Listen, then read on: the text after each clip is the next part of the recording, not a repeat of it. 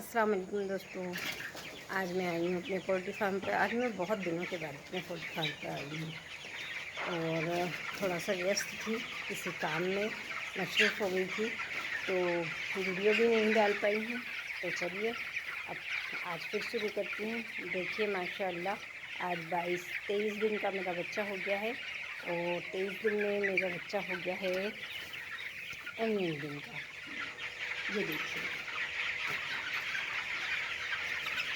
1.5 kilo इसका wait आ चुका है।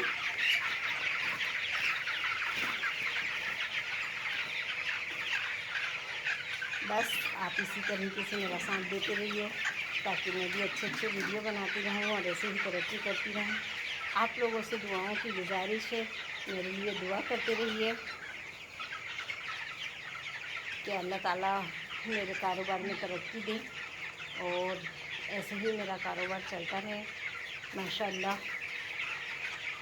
जल्दी से जल्दी ज़्यादा से ज़्यादा मेरे वीडियो को लाइक करिए, शेयर करिए, कमेंट करिए और सब्सक्राइब करिए मेरे चैनल को। चलिए फिर मिलूँगी मैं। अल्लाह हाफ़िज़।